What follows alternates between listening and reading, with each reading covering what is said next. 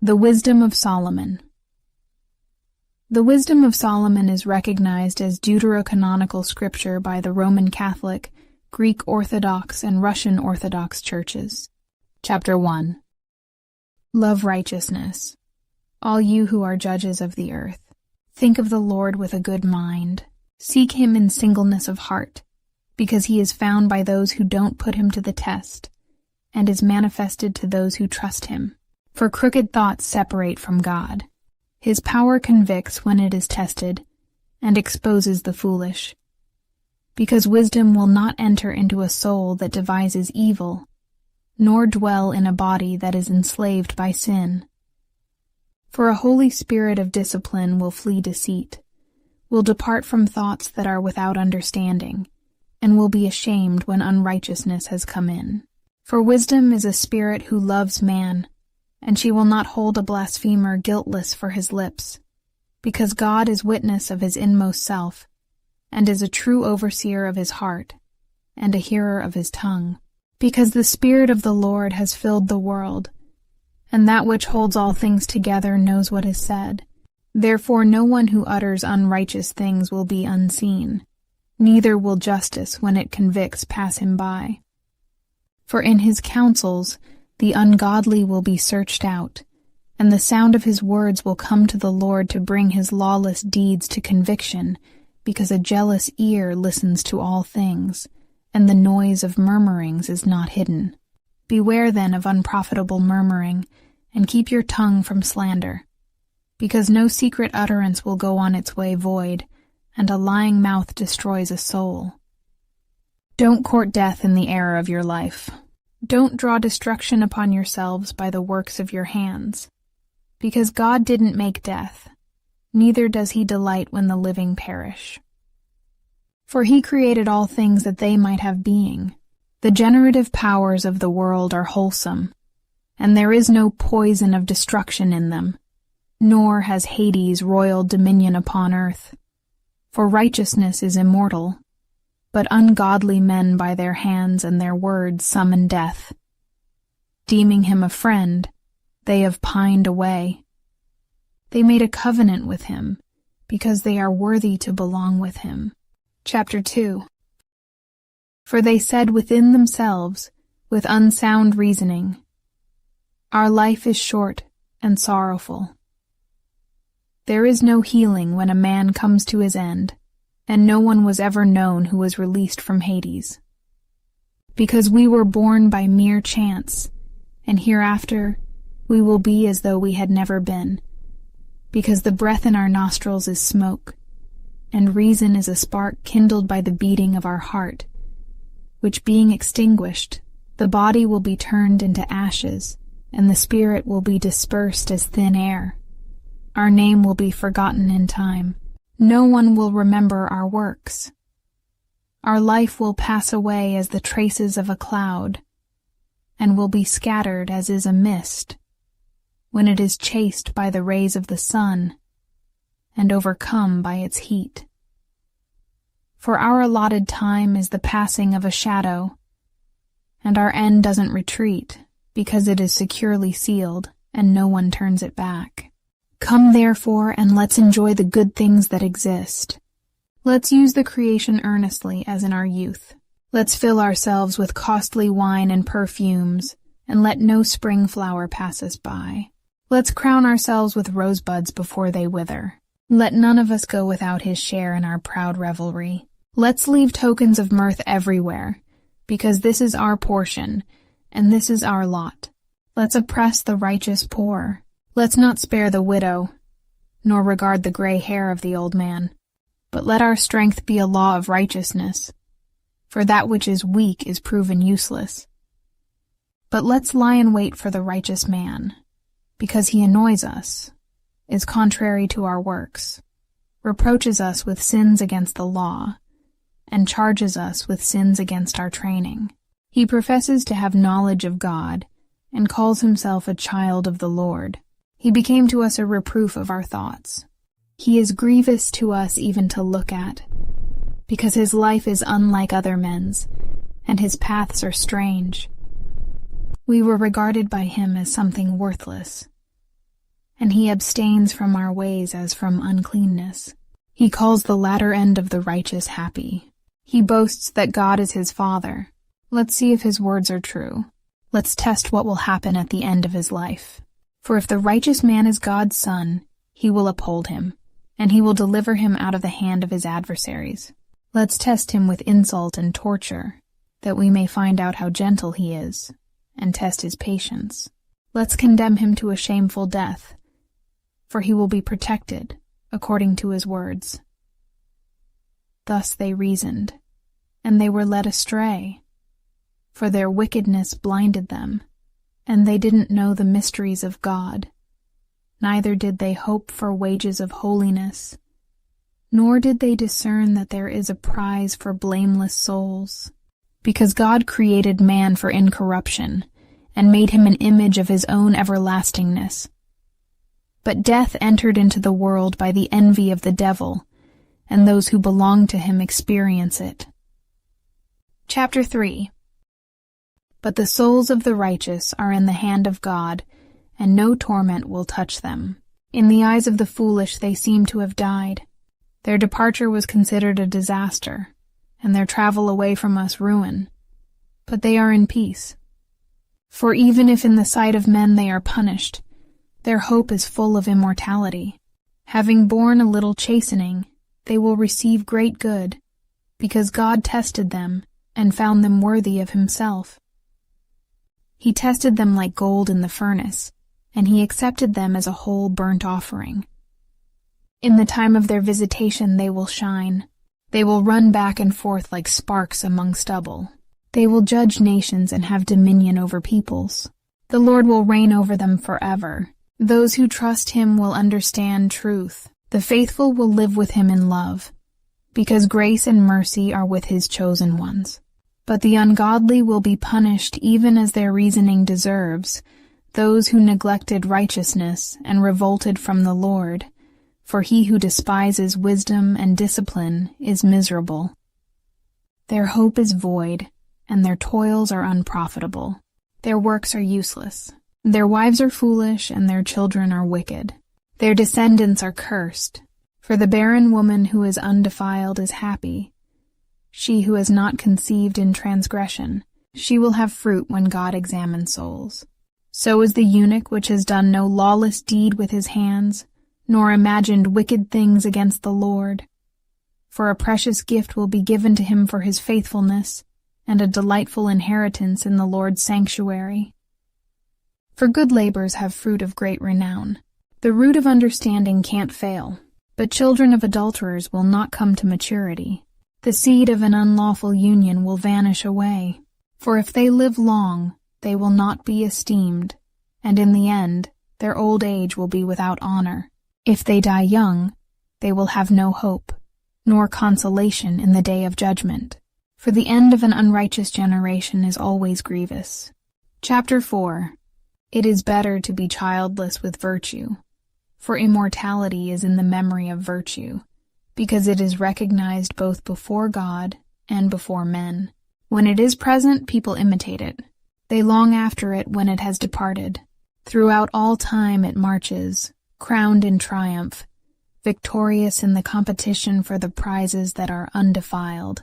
But the multiplying brood of the ungodly will be of no profit, and their illegitimate offshoots won't take deep root, nor will they establish a sure hold.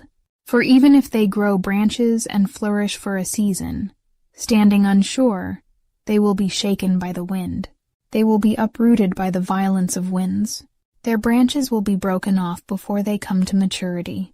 Their fruit will be useless, never ripe to eat, and fit for nothing. For unlawfully conceived children are witnesses of wickedness against parents when they are investigated. But a righteous man, even if he dies before his time, will be at rest. For honorable old age is not that which stands in length of time, nor is its measure given by number of years. But understanding is gray hair to men, and an unspotted life is ripe old age. Being found well-pleasing to God, someone was loved.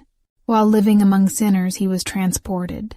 He was caught away, lest evil should change his understanding, or guile deceive his soul. For the fascination of wickedness obscures the things which are good, and the whirl of desire perverts an innocent mind.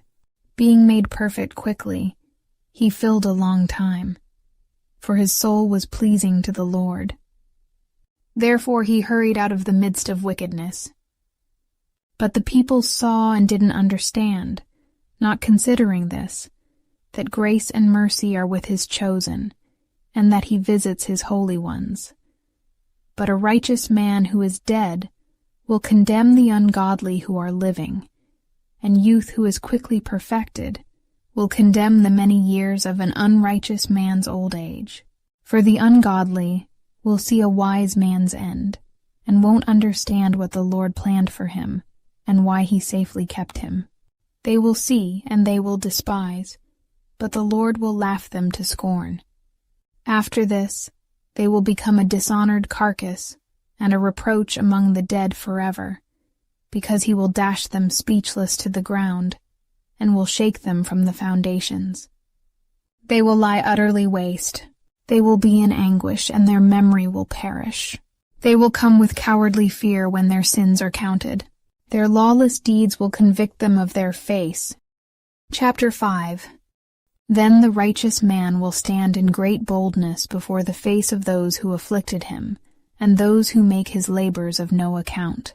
When they see him, they will be troubled with terrible fear, and will be amazed at the marvel of salvation. They will speak among themselves repenting, and for the distress of spirit they will groan. This was he whom we used to hold in derision, as a parable of reproach. We fools considered his life madness, and his end without honor. How was he counted among sons of God? How is his lot among saints? Truly we went astray from the way of truth. The light of righteousness didn't shine for us. The sun didn't rise for us. We took our fill of the paths of lawlessness and destruction. We traveled through trackless deserts, but we didn't know the Lord's way. What did our arrogance profit us? What good have riches and boasting brought us? Those things all passed away as a shadow, like a rumor that runs by, like a ship passing through the billowy water, which, when it has gone by, there is no trace to be found, no pathway of its keel in the waves. Or it is like when a bird flies through the air, no evidence of its passage is found, but the light wind, lashed with the stroke of its pinions, and torn apart with the violent rush of the moving wings, is passed through. Afterwards no sign of its coming remains. Or it is like when an arrow is shot at a mark, the air it divided closes up again immediately, so that men don't know where it passed through. So we also, as soon as we were born, ceased to be, and we had no sign of virtue to show, but we were utterly consumed in our wickedness, because the hope of the ungodly man is like chaff carried by the wind, and as foam vanishing before a tempest, and is scattered like smoke by the wind, and passes by as the remembrance of a guest who stays just a day. But the righteous live forever. Their reward is in the Lord, and the care for them with the Most High. Therefore they will receive the crown of royal dignity and the diadem of beauty from the Lord's hand, because he will cover them with his right hand, and he will shield them with his arm. He will take his zeal as complete armor, and will make the whole creation his weapons to punish his enemies. He will put on righteousness as a breastplate, and will wear impartial judgment as a helmet. He will take holiness as an invincible shield. He will sharpen stern wrath for a sword. The universe will go with him to fight against his frenzied foes. Shafts of lightning will fly with true aim. They will leap to the mark from the clouds, as from a well-drawn bow. Hailstones full of wrath will be hurled as from a catapult. The water of the sea will be angered against them. Rivers will sternly overwhelm them. A mighty wind will encounter them. It will winnow them away like a tempest. So lawlessness will make all the land desolate. Their evil doing will overturn the thrones of princes. Chapter 6. Hear therefore, you kings, and understand. Learn, you judges of the ends of the earth. Give ear, you rulers who have dominion over many people, and make your boast in multitudes of nations, because your dominion was given to you from the Lord, and your sovereignty from the Most High. He will search out your works, and will inquire about your plans, because being officers of his kingdom, you didn't judge rightly, nor did you keep the law, nor did you walk according to God's counsel. He will come upon you awfully and swiftly, because a stern judgment comes on those who are in high places. For the man of low estate may be pardoned in mercy, but mighty men will be mightily tested. For the sovereign Lord of all will not be impressed with anyone, neither will he show deference to greatness, because it is he who made both small and great, and cares about them all. But the scrutiny that comes upon the powerful is strict. Therefore my words are to you, O princes, that you may learn wisdom and not fall away. For those who have kept the things that are holy in holiness will be made holy. Those who have been taught them will find what to say in defense. Therefore set your desire on my words.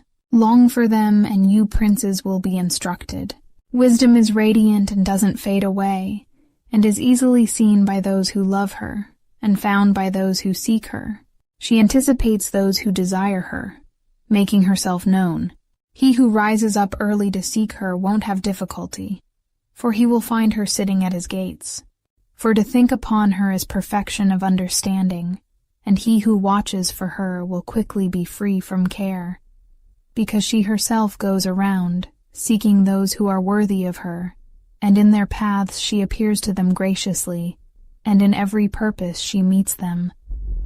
For her true beginning is desire for instruction, and desire for instruction is love. And love is observance of her laws. To give heed to her laws confirms immortality. Immortality brings closeness to God. So then desire for wisdom promotes to a kingdom. If therefore you delight in thrones and scepters, you princes of peoples, honor wisdom, that you may reign forever. But what wisdom is, and how she came into being, I will declare.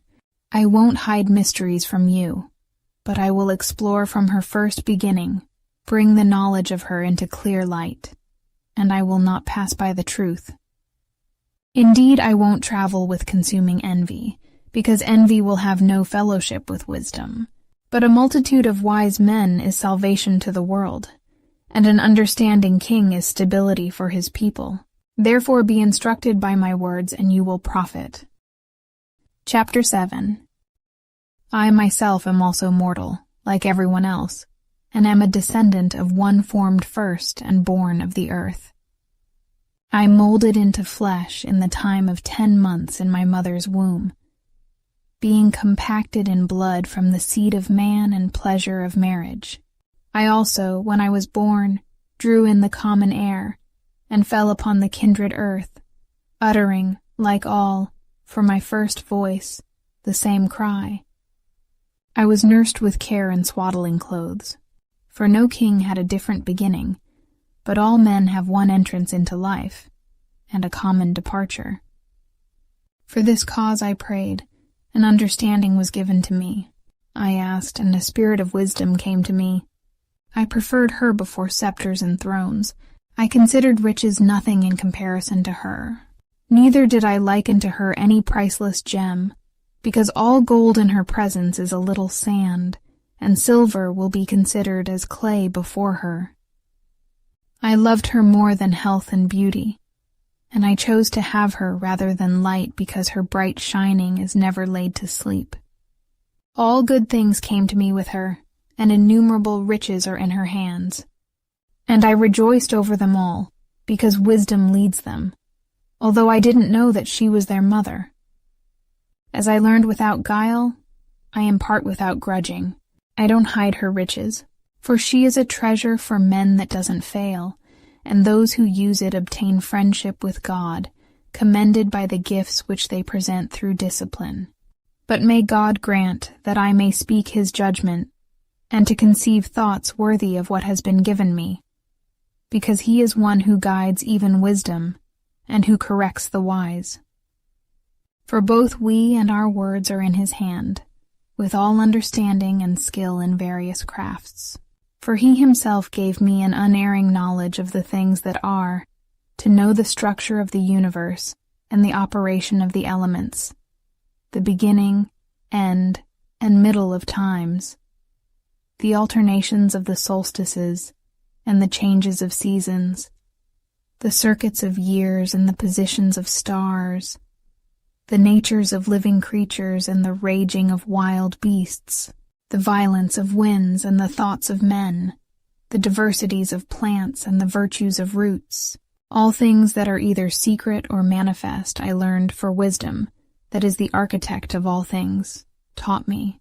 For there is in her a spirit that is quick to understand, holy, unique, manifold, subtle, freely moving, clear in utterance, unpolluted, distinct, invulnerable, loving what is good, keen, unhindered, beneficent, loving toward man, steadfast, sure, free from care, all-powerful, all-surveying, and penetrating through all spirits that are quick to understand, pure, most subtle, for wisdom is more mobile than any motion. Yes, she pervades and penetrates all things by reason of her purity, for she is a breath of the power of God, and a pure emanation of the glory of the Almighty. Therefore nothing defiled can find entrance into her, for she is a reflection of everlasting light, an unspotted mirror of the working of God, and an image of his goodness. Although she is one, she has power to do all things. Remaining in herself, she renews all things. From generation to generation, passing into holy souls, she makes friends of God and prophets. For God loves nothing as much as one who dwells with wisdom, for she is fairer than the sun, and above all the constellations of the stars. She is better than light, for daylight yields to night, but evil does not prevail against wisdom. Chapter 8. But she reaches from one end to the other with full strength, and orders all things well. I loved her and sought her from my youth. I sought to take her for my bride. I became enamored by her beauty. She glorifies her noble birth by living with God. The sovereign Lord of all loves her, for she is initiated into the knowledge of God, and she chooses his works. But if riches are a desired possession in life, what is richer than wisdom, which makes all things? And if understanding is effective, who more than wisdom is an architect of the things that exist? If a man loves righteousness, the fruits of wisdom's labor are virtues, for she teaches soberness, understanding, righteousness, and courage. There is nothing in life more profitable for people than these. And if anyone longs for wide experience, she knows the things of old, and infers the things to come. She understands subtleties of speeches and interpretations of dark sayings. She foresees signs and wonders and the issues of seasons and times. Therefore I determined to take her to live with me, knowing that she is one who would give me good counsel and encourage me in cares and grief. Because of her, I will have glory among multitudes, and honor in the sight of elders, though I am young.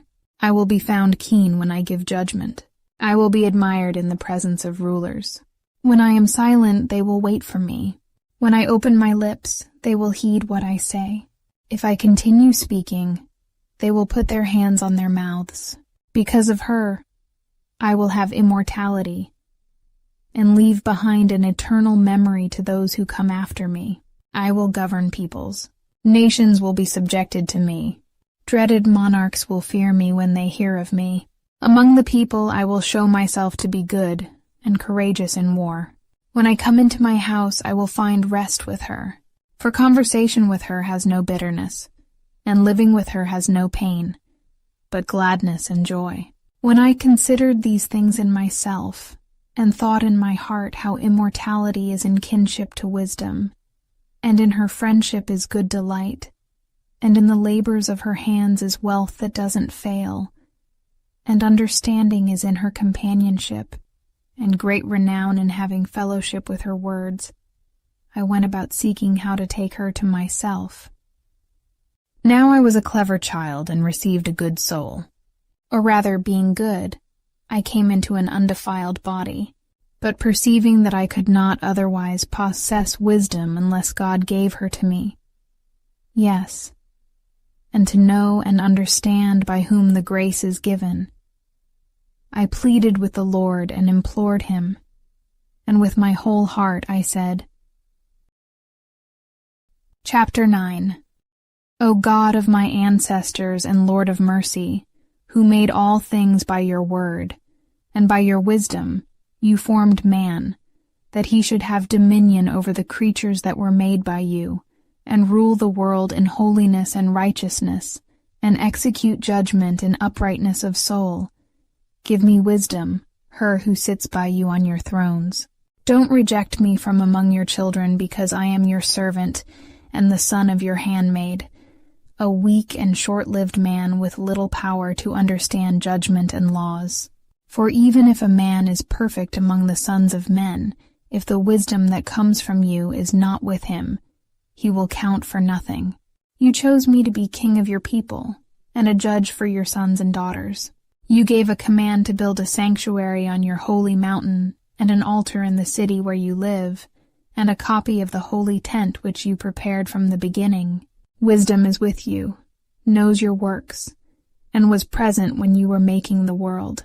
It also understands what is pleasing in your eyes, and what is right according to your commandments. Send her from the holy heavens, and ask her to come from the throne of your glory, that being present with me she may work, and I may learn what pleases you well. For she knows all things and understands, and she will guide me prudently in my actions. She will guard me in her glory, so my work will be acceptable. I will judge your people righteously, and I will be worthy of my Father's throne. For what man will know the counsel of God? Or who will conceive what the Lord wills? For the thoughts of mortals are unstable, and our plans are prone to fail. For a corruptible body weighs down the soul. The earthy tent burdens a mind that is full of cares. We can hardly guess the things that are on earth, and we find the things that are close at hand with labor. But who has traced out the things that are in the heavens? Who gained knowledge of your counsel, unless you gave wisdom, and sent your Holy Spirit from on high? It was thus that the ways of those who are on earth were corrected, and men were taught the things that are pleasing to you. They were saved through wisdom. Chapter 10. Wisdom guarded to the end the first-formed Father of the world, who was created alone, and delivered him out of his own transgression, and gave him strength to rule over all things. But when an unrighteous man fell away from her in his anger, he perished himself in the rage with which he killed his brother. When for his cause the earth was drowning with a flood, wisdom again saved it, guiding the righteous man's course by a paltry piece of wood. Moreover, when nations consenting together in wickedness had been confounded, wisdom knew the righteous man, and preserved him blameless to God, and kept him strong when his heart yearned toward his child. While the ungodly were perishing, wisdom she delivered a righteous man, when he fled from the fire that descended out of heaven on the 5 cities, to whose wickedness a smoking waste still witnesses, and plants bearing fair fruit that doesn't ripen, a disbelieving soul has a memorial, a standing pillar of salt. For having passed wisdom by, not only were they disabled from recognizing the things which are good, but they also left behind them for their life a monument of their folly, to the end that where they stumbled, they might fail even to be unseen.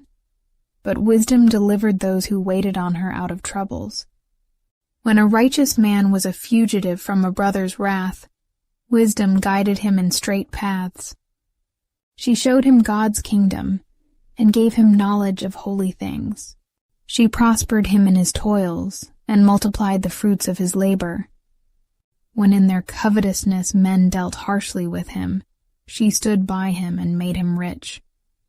She guarded him from enemies, and she kept him safe from those who lay in wait. Over his severe conflict she watched as judge, that he might know that godliness is more powerful than everyone. When a righteous man was sold, wisdom didn't forsake him, but she delivered him from sin. She went down with him into a dungeon, and in bonds she didn't depart from him, until she brought him the scepter of a kingdom, and authority over those that dealt like a tyrant with him. She also showed those who had mockingly accused him to be false, and gave him eternal glory. Wisdom she delivered a holy people and a blameless seed from a nation of oppressors. She entered into the soul of a servant of the Lord, and withstood terrible kings in wonders and signs. She rendered to holy men a reward of their toils. She guided them along a marvelous way, and became to them a covering in the daytime, and a starry flame through the night. She brought them over the Red Sea, and led them through much water. But she drowned their enemies, and she cast them up from the bottom of the deep. Therefore the righteous plundered the ungodly, and they sang praise to your holy name, O Lord, and extolled with one accord your hand that fought for them, because wisdom opened the mouth of the mute, and made the tongues of babes to speak clearly. Chapter 11. Wisdom prospered their works in the hand of a holy prophet. They traveled through a desert without inhabitant, and they pitched their tents in trackless regions. They withstood enemies and repelled foes. They thirsted, and they called upon you, and water was given to them out of the flinty rock, and healing of their thirst out of the hard stone. For by what things their foes were punished, by these they in their need were benefited. When enemies were troubled with clotted blood instead of a river's ever-flowing fountain, to rebuke the decree for the slaying of babies, you gave them abundant water beyond all hope, having shown by the thirst which they had suffered how you punished the adversaries. For when they were tried, although chastened in mercy, they learned how the ungodly were tormented, being judged with wrath. For you tested these as a father admonishing them, but you searched out those as a stern king condemning them. Yes, and whether they were far off or near, they were equally distressed.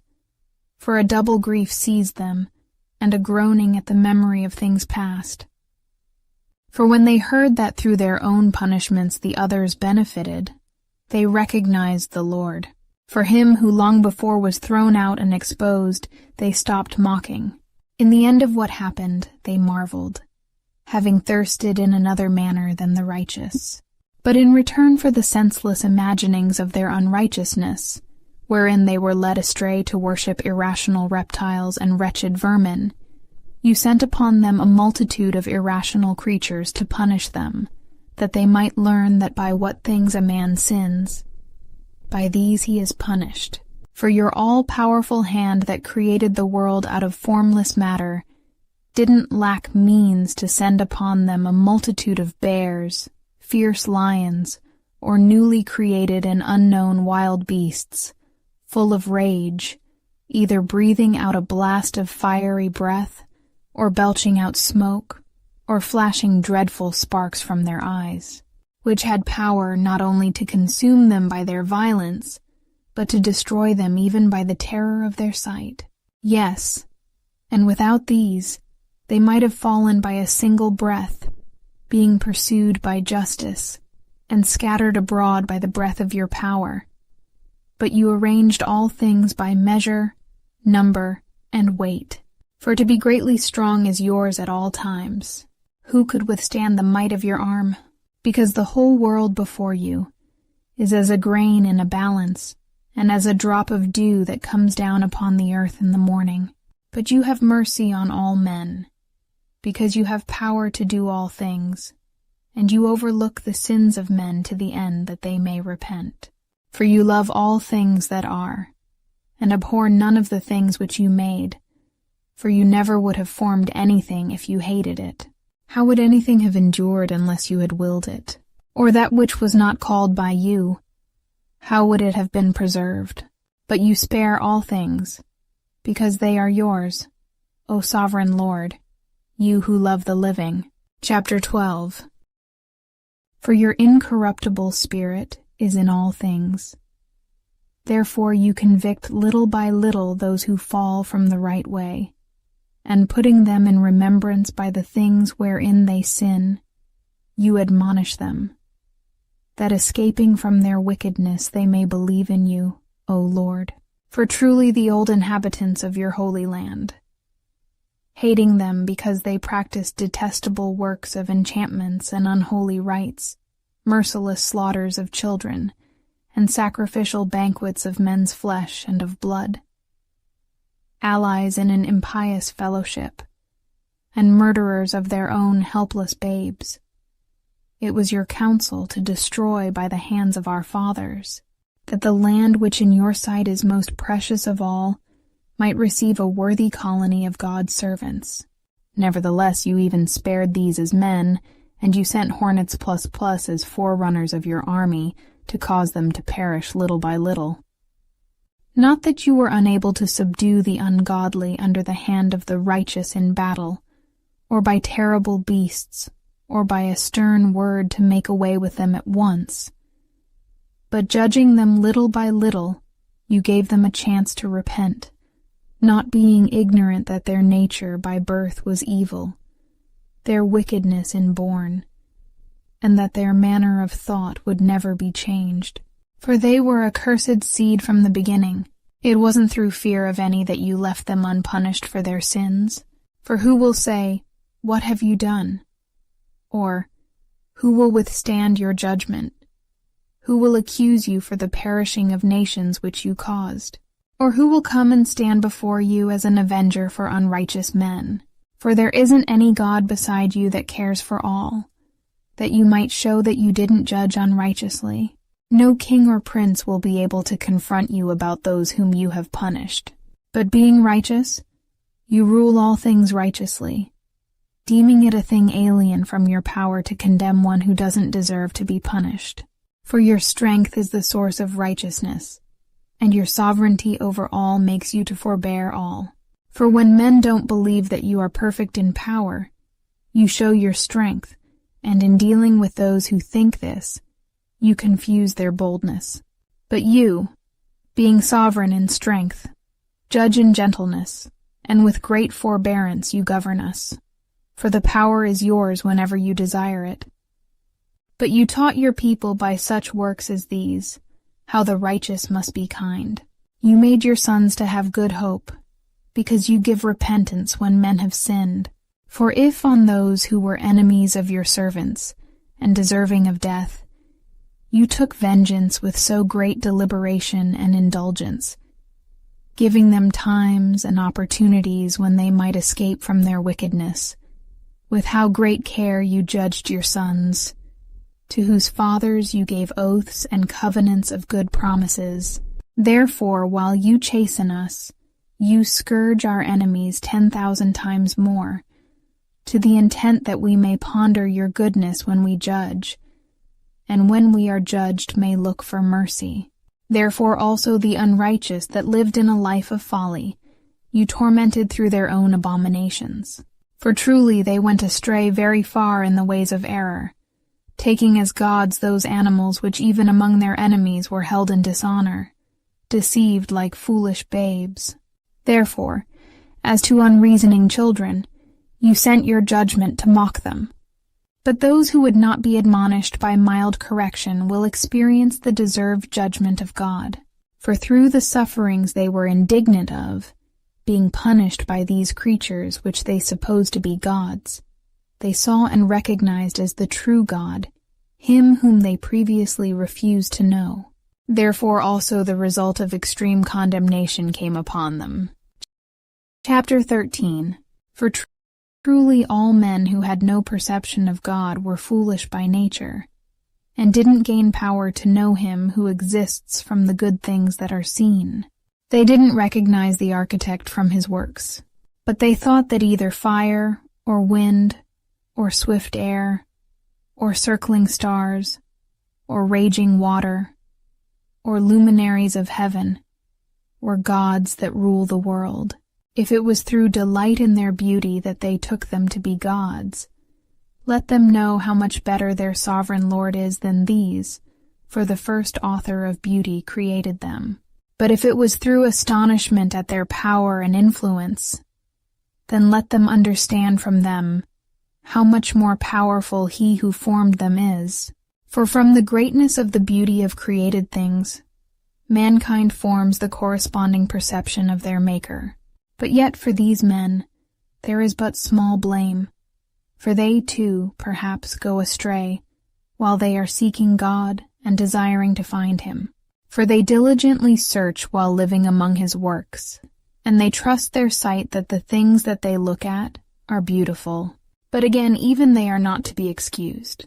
For if they had power to know so much, that they should be able to explore the world, how is it that they didn't find the sovereign Lord sooner? But they were miserable, and their hopes were in dead things, who called them gods which are works of men's hands, gold and silver, skillfully made, and likenesses of animals, or a useless stone, the work of an ancient hand. Yes, and some woodcutter might saw down a tree that is easily moved, skillfully strip away all its bark, and fashion it in attractive form, make a useful vessel to serve his life's needs. Burning the scraps from his handiwork to cook his food, he eats his fill. Taking a discarded scrap which served no purpose, a crooked piece of wood and full of knots, he carves it with the diligence of his idleness, and shapes it by the skill of his idleness. He shapes it in the image of a man, or makes it like some worthless animal, smearing it with something red, painting it red, and smearing over every stain in it. Having made a worthy chamber for it, he sets it in a wall, securing it with iron. He plans for it that it may not fall down, knowing that it is unable to help itself, for truly it is an image, and needs help. When he makes his prayer concerning goods, and his marriage and children, he is not ashamed to speak to that which has no life. Yes, for health he calls upon that which is weak. For life he implores that which is dead. For aid he supplicates that which has no experience. For a good journey he asks that which can't so much as move a step. And for profit in business and good success of his hands, he asks ability from that which has hands with no ability. Chapter 14. Again, one preparing to sail, and about to journey over raging waves, calls upon a piece of wood more fragile than the vessel that carries him. For the hunger for profit planned it, and wisdom was the craftsman who built it. Your providence, O Father, guides it along, because even in the sea you gave a way, and in the waves a sure path, showing that you can save out of every danger, that even a man without skill may put to sea. It is your will that the works of your wisdom should not be ineffective. Therefore men also entrust their lives to a little piece of wood, and passing through the surge on a raft come safely to land. For in the old time also, when proud giants were perishing, the hope of the world, taking refuge on a raft, your hand guided the seed of generations of the race of men. For blessed is wood through which comes righteousness. But the idol made with hands is accursed, itself, and he that made it, because his was the working, and the corruptible thing was called a god. For both the ungodly and his ungodliness are alike hateful to God.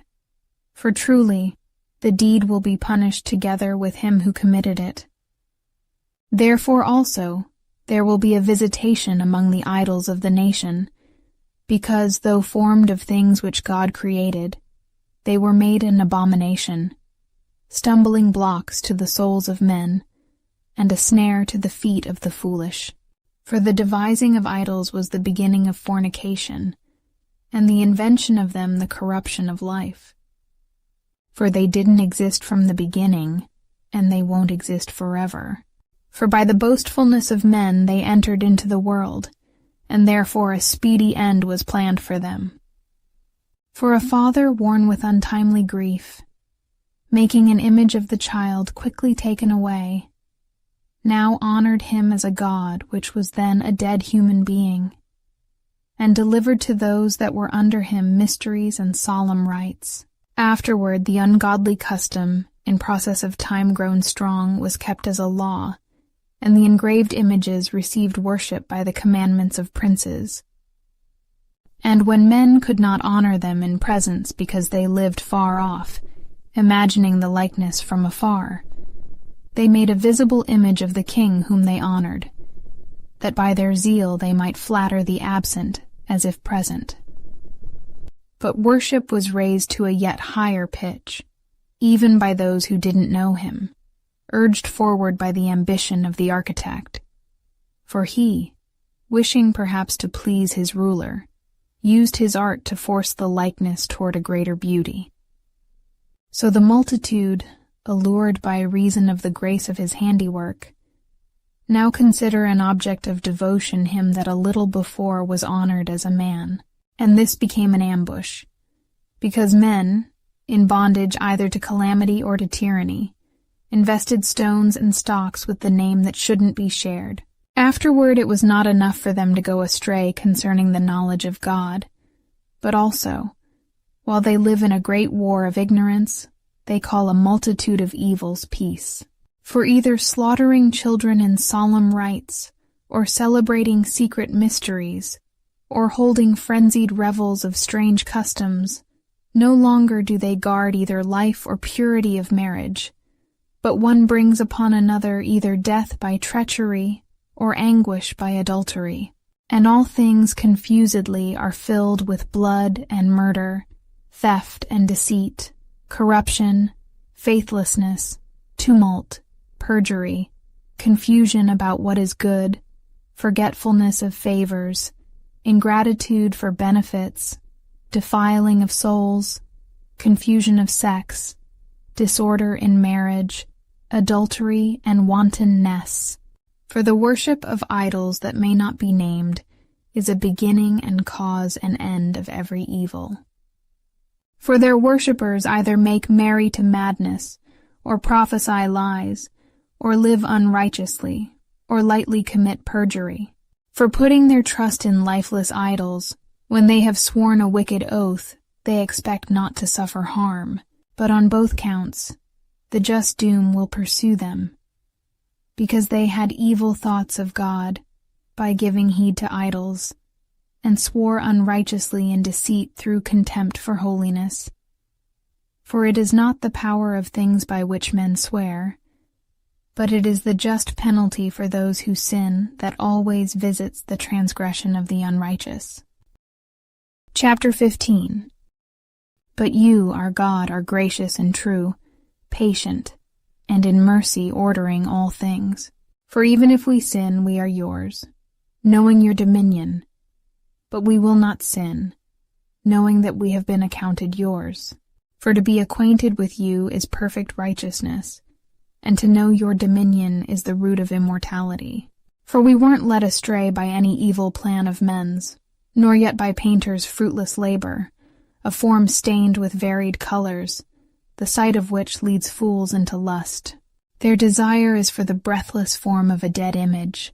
Lovers of evil things, and worthy of such hopes, are those who make, desire, and worship them.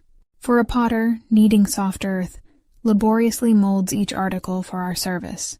He fashions out of the same clay both the vessels that minister to clean uses, and those of a contrary sort, all in like manner. What shall be the use of each article of either sort? The potter is the judge. Also, laboring to an evil end, he molds a vain god out of the same clay, he who, having but a little before been made of earth, after a short space goes his way to the earth out of which he was taken, when he is required to render back the fervor's soul which was lent him. However, he has anxious care, not because his powers must fail, nor because his span of life is short. But he compares himself with goldsmiths and silversmiths, and he imitates molders in plus brass, and considers it great that he molds counterfeit gods. His heart is ashes. His hope is of less value than earth. His life is of less honor than clay, because he was ignorant of him who molded him, and of him that inspired into him an active soul, and breathed into him a vital spirit. But he accounted our life to be a game, and our lifetime a festival for profit. For he says, one must get gain however one can, even if it is by evil. For this man, beyond all others, knows that he sins, out of earthy matter making brittle vessels and engraved images. But most foolish and more miserable than a baby are the enemies of your people, who oppressed them, because they even considered all the idols of the nations to be gods, which have neither the use of eyes for seeing, nor nostrils for drawing breath, nor ears to hear, nor fingers for handling, and their feet are helpless for walking. For a man made them, and one whose own spirit is borrowed molded them. For no one has power as a man to mold a god like himself. But being mortal, he makes a dead thing by the work of lawless hands. For he is better than the objects of his worship, since he indeed had life, but they never did. Yes, and they worship the creatures that are most hateful, for being compared as to lack of sense, these are worse than all others. Neither, as seen beside other creatures, are they beautiful, so that one should desire them, but they have escaped both the praise of God and his blessing. Chapter 16. For this cause they were deservedly punished through creatures like those which they worship, and tormented through a multitude of vermin. Instead of this punishment, you, giving benefits to your people, prepared quails for food, a delicacy to satisfy the desire of their appetite, to the end that your enemies, desiring food, might for the hideousness of the creatures sent among them, loathe even the necessary appetite. But these, your people, having for a short time suffered lack, might even partake of delicacies. For it was necessary that inescapable lack should come upon those oppressors, but that to these it should only be showed how their enemies were tormented.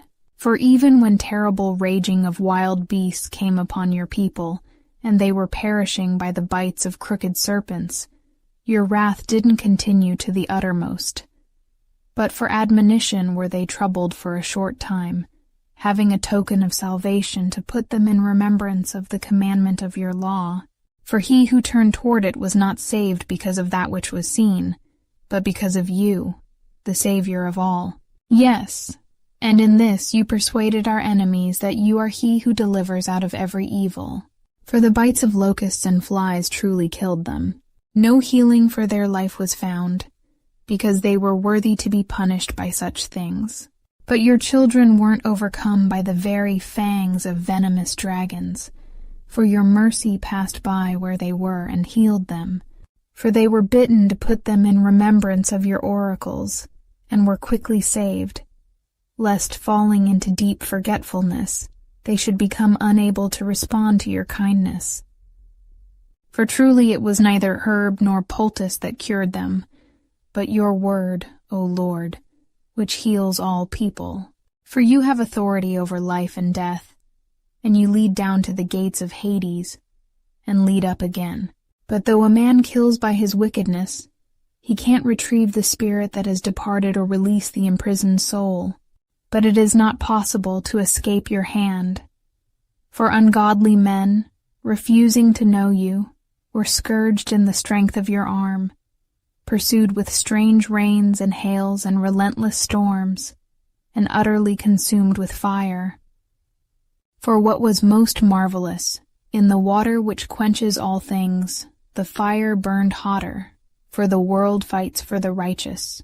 For at one time the flame was restrained, that it might not burn up the creatures sent against the ungodly, but that these themselves as they looked might see that they were chaste by the judgment of God. At another time, even in the midst of water, it burns more intensely than fire, that it may destroy the produce of an unrighteous land. Instead of these things, You gave your people angels food to eat, and you provided ready-to-eat bread for them from heaven without toil, having the virtue of every pleasant flavor, and agreeable to every taste.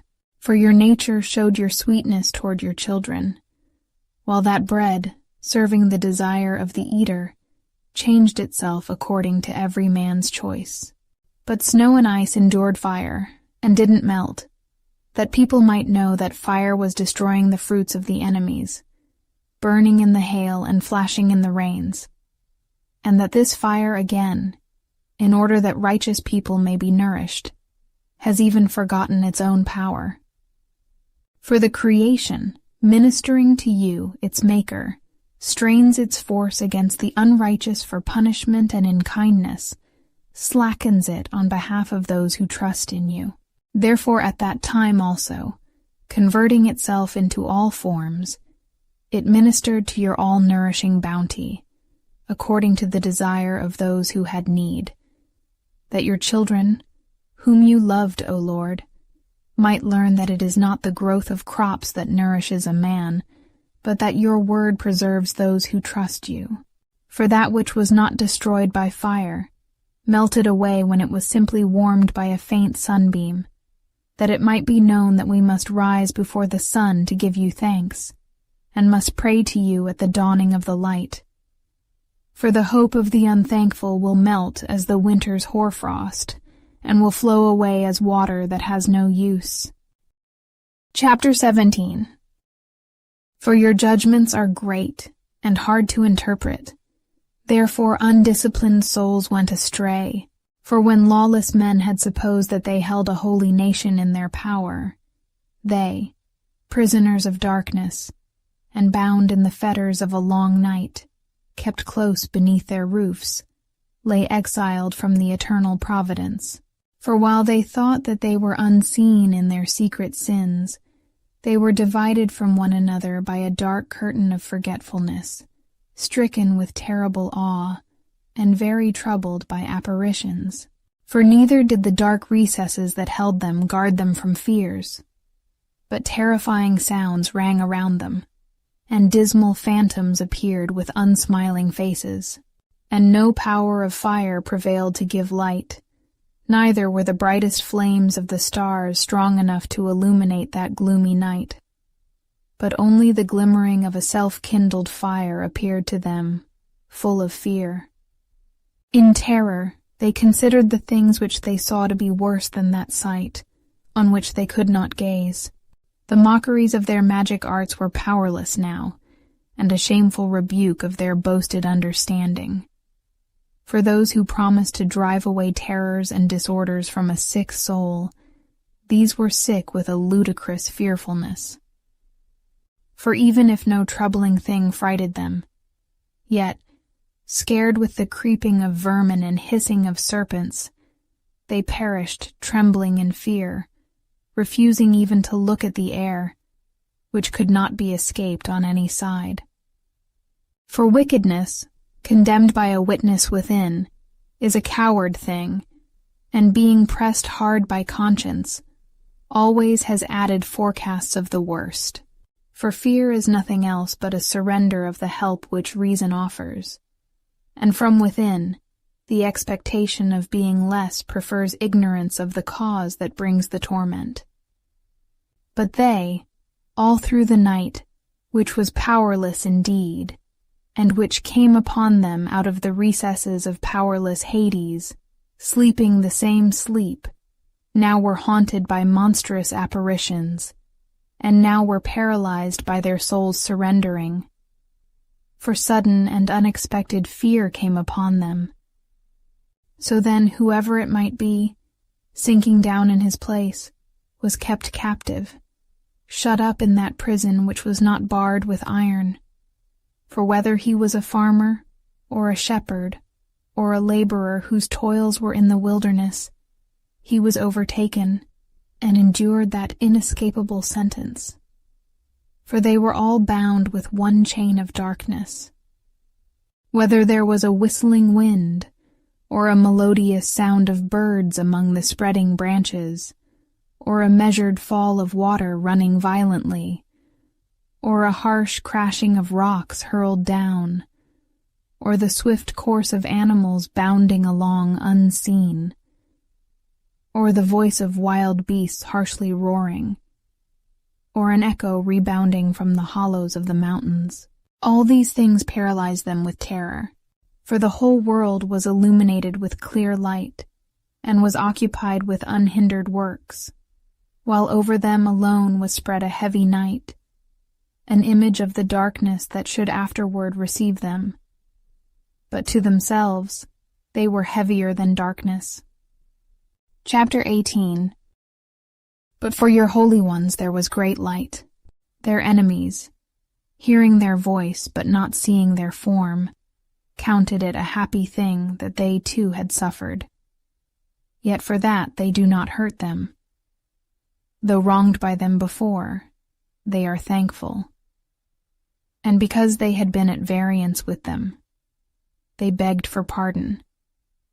Therefore you provided a burning pillar of fire to be a guide for your people's unknown journey, and a harmless sun for their glorious exile.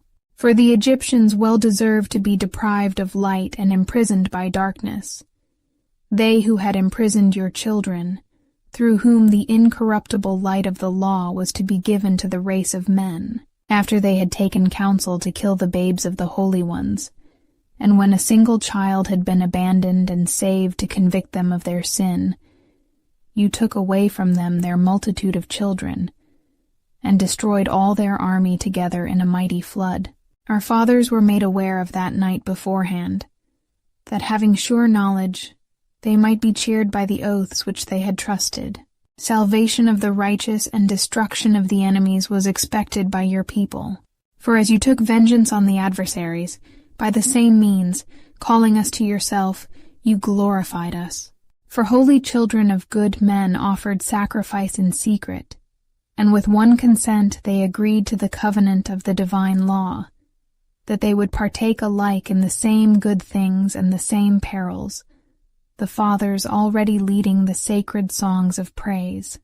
But the discordant cry of the enemies echoed back, and a pitiful voice of lamentation for children was spread abroad. Both servant and master were punished with the same just doom, and the commoner suffering the same as king. Yes, they all together, under one form of death, had corpses without number. For the living were not sufficient even to bury them, since at a single stroke their most cherished offspring was consumed.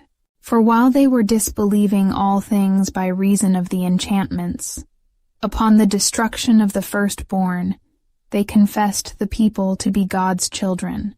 For while peaceful silence wrapped all things, and night in her own swiftness was half spent, your all-powerful word leapt from heaven, from the royal throne, a stern warrior, into the midst of the doomed land, bearing as a sharp sword your authentic commandment, and standing, it filled all things with death. And while it touched the heaven, it stood upon the earth. Then immediately apparitions in dreams terribly troubled them, and unexpected fears came upon them. And each, one thrown here half dead, another there, made known why he was dying. For the dreams, disturbing them, forewarned them of this, that they might not perish without knowing why they were afflicted. The experience of death also touched the righteous, and a multitude were destroyed in the wilderness. But the wrath didn't last long. For a blameless man hurried to be their champion, bringing the weapon of his own ministry, prayer, and the atoning sacrifice of incense. He withstood the indignation and set an end to the calamity, showing that he was your servant. And he overcame the anger, not by strength of body, not by force of weapons, but by his word. He subdued the avenger by bringing to remembrance oaths and covenants made with the fathers. For when the dead had already fallen in heaps one upon another, he intervened and stopped the wrath, and cut off its way to the living. For the whole world was pictured on his long robe, and the glories of the fathers were upon the engraving of the 4 rows of precious stones, and your majesty was upon the diadem on his head. The destroyer yielded to these, and they feared, for it was enough only to test the wrath. Chapter 19. But indignation without mercy came upon the ungodly to the end. For God also foreknew their future, how having changed their minds to let your people go, and having sped them eagerly on their way, they would change their minds and pursue them. For while they were yet in the midst of their mourning and lamenting at the graves of the dead, they made another foolish decision, and pursued as fugitives those whom they had begged to leave and driven out. For the doom which they deserved was drawing them to this end, and it made them forget the things that had happened to them, that they might fill up the punishment which was yet lacking from their torments, and that your people might journey on by a marvelous road, but they themselves might find a strange death. For the whole creation, each part in its diverse kind, was made new again, complying with your commandments, that your servants might be kept unharmed. Then the cloud that overshadowed the camp was seen, and dry land rising up out of what had been water, out of the Red Sea an unhindered highway, and a grassy plain out of the violent surge, by which they passed over with all their army, these who were covered with your hand, having seen strange marvels. For like horses they roamed at large, and they skipped about like lambs, praising you, O Lord, who was their deliverer. For they still remembered the things that happened in the time of their sojourning, how instead of bearing cattle, the land brought forth lice, and instead of fish, the river spewed out a multitude of frogs. But afterward, they also saw a new kind of bird when, led on by desire, they asked for luxurious dainties, for to comfort them, quails came up for them from the sea. Punishments came upon the sinners, not without the signs that were given beforehand by the violence of the thunder, for they justly suffered through their own wickednesses, for the hatred which they practiced toward guests was grievous indeed. For while the others didn't receive the strangers when they came to them, the Egyptians made slaves of guests who were their benefactors. And not only so, but while punishment of some sort will come upon the former, since they received as enemies those who were aliens, because these first welcomed with feastings, and then afflicted with dreadful toils, those who had already shared with them in the same rights. And moreover, they were stricken with loss of sight, even as were those others at the righteous man's doors, when, being surrounded with yawning darkness, they each looked for the passage through his own door. For as the notes of a lute vary the character of the rhythm, even so the elements, changing their order one with another, continuing always in its sound, as may clearly be conjectured from the sight of the things that have happened. For creatures of the dry land were turned into creatures of the waters, and creatures that swim moved upon the land.